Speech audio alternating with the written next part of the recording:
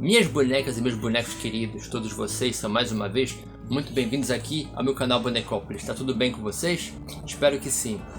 Eu passei um tempinho sem saber o que ia falar hoje, mas lembrei do vídeo que eu fiz ontem e acabei lembrando de uma coisa que eu queria falar já há algum tempo, que era relacionado a essa coisa de você ter figuras comemorativas que vão além da nostalgia e são muito mais próximas do que a gente se acostumou a ver no passado. Então, hoje eu queria falar sobre essas figuras modernas, estilo vintage.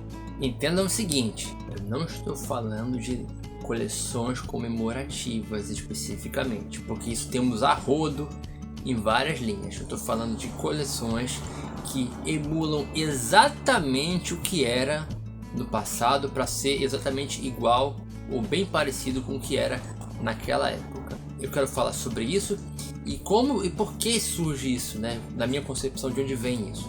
Vamos lá que eu vou explicar com calma.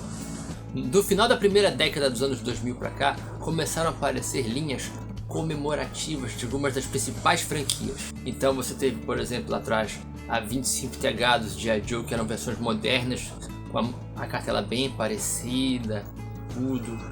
Do mesmo modo, ainda na Hasbro, você teve a Vintage Collection, que emula as cartelas antigas, e a partir de 2020, em meio à pandemia, nós tivemos a linha Origins, né, de He-Man e Mestres do Universo, aquela cartela parecida, só que havia uma diferença aí, não eram exatamente as figuras clássicas, eram versões modernas. Eu tô querendo dizer, você tinha esse carinha aqui, que ok, uma figura bacana, com a intenção de celebrar a coleção, só que ele não se parecia nada com o original. E mais à frente, dentro da própria coleção, surgiu um modelo mais parecido com este aqui. Quer dizer, o corpo era o mesmo, mas a cabeça era igual. E a partir dali, todos os bonecos do He-Man que apareciam na coleção Origins têm essa cabeça. Muda o cabelinho, mas o rosto é o mesmo. E aliás, antes desse He-Man mais vintage aparecer, tinham outras peças de He-Man, tipo o Faker, por exemplo, que já estavam usando a cabeça desse He-Man mais antigo, né?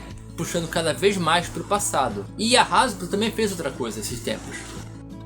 Essa Retro Collection da Hasbro, que ela faz figuras que reproduzem os modelos antigos, mas também recriam modelos modernos no design antigo. O maior exemplo que eu posso dar para vocês foi esse Obi-Wan que apareceu aqui no canal em review outro dia, que se compromete a produzir modelos mais parecidos com este modelo aqui, de 77. É claro, com uma qualidade melhor de material e de resistência de produto e tudo mais, graças a Deus. E eu acho interessante porque isso me faz lembrar como muitos colecionadores reagem, né? E isso não é só em relação aos colecionadores antigos. Tem colecionadores das antigas que dizem que olham os modernos e dizem: ah, não gosto disso, eu preferia do meu tempo. É claro que tem os colecionadores que olham para o passado e dizem: nossa, aquilo era horrível, esses agora estão bem melhores. E ao mesmo tempo que tem gente que se desfaz de tudo que é antigo para ficar com os modernos, tem gente que se desfaz dos modernos para ficar com os antigos. E tem colecionadores mais novos que adoram esses modernos. Eu tenho uma colega que viu no meu canal as figuras vintage, né? Ficou apaixonada, que adorou o design e tudo, da coisa retrô.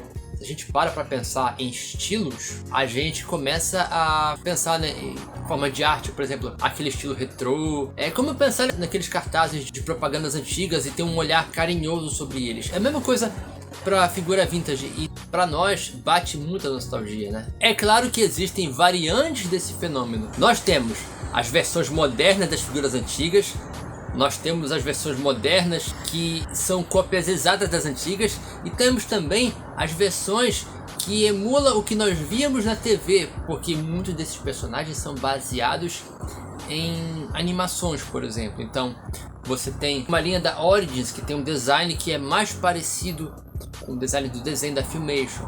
Você tem, especificamente falando de Super Set, você tem coleções de Thundercats que emulam o traço do desenho. Sempre essa coisa de puxar cada vez mais para um ambiente mais próximo da memória afetiva. Naquela época não estava muito preocupado com precisão de design. Bastava que representasse o personagem. Olhando agora para o passado, muitos de nós gostávamos tanto das coisas que a gente engolia tudo que empurravam pra gente. E o melhor exemplo que eu posso citar aqui agora é a Ferrari dourada do Jiraiya. Se você não está entendendo o que eu estou falando, eu vou explicar. A coleção de bonecos do Jiraiya, a primeira fase, pelo menos, só tinham 2 bonecos, que era o Jiraiya e o Dokusai, que era o vilão dele. E aí eles colocavam um monte de veículo de tudo que era coleção da Glaslit para compensar, porque eles não traziam tudo de lá, era essa fase da Glaslit. E uma dessas coisas que eles trouxeram era o chamado Flash Car, que era basicamente uma Ferrari dourada com adesivos. Isso existe na série? Não. Eu queria? Sim. Pedi pra minha mãe levar pro colégio ele uma vez que fosse me buscar, e eu ficar jogando ele na quadra do colégio lá. Ainda existe ele aqui em casa, só o chassi, a lataria toda se estragou toda. Um dia eu pego um modelo melhor. Mas assim, eu fugi um pouquinho do assunto, né? Por que eu tô falando nessa questão? Porque nós fomos acostumados, a minha geração pelo menos, a essa imprecisão. Ainda existe um pouco disso no mercado, né? Essa falta de compromisso com os princípios. É por isso que alguns produtos ainda permanecem. Por exemplo, os queixos do Homem-Aranha, a bateria dos Vingadores, sabe? Ninguém quer saber, o que importa é que esteja a marca ali. Mas aqui tô falando de bonecos. Eu acho que tudo que remete a que esteja mais próximo agrega um valor para aquele colecionador. Principalmente o cara das antigas. Você vê que até a coleção retrô de Star Wars, a Retro Collection, ela traz uma embalagem que ela simula desgaste de embalagem. Ela quer realmente te puxar pro passado. É como se ela quisesse reconstruir o seu quarto da infância. E ela meio que consegue isso nas suas memórias que sejam. Agora sim, vamos falar um pouquinho da parte chata disso tudo. É bacana ver esse direcionamento de fazer coisas que emulam o teu passado, a tua infância. Infelizmente, esse esforço todo para fazer linhas retrô ou outras linhas que puxem mais o colecionador para comprar, está inversamente proporcional a trazer linhas mais populares, mais acessíveis. O que nós temos de praticamente são aquelas escalas Olympus e Titan, quando vem, né, quando são feitas. Então a gente fica com aquele sentimento do tipo, pô, né, podiam fazer alguma coisa nesse sentido, né? Mas é isso. A gente pode achar muito legal, mas cai por esse lado de ser uma coisa puramente comercial para puxar o colecionador para arrumar mais uma forma dele gastar o dinheirinho dele. Quem não tem, só faz achar bonito e torcer quando vem um recebidinho, que é o meu caso. Apesar disso, eu não quero que isso rabugento, reclamão, falando que é uma coisa ruim. Não é uma coisa ruim, é uma coisa legal.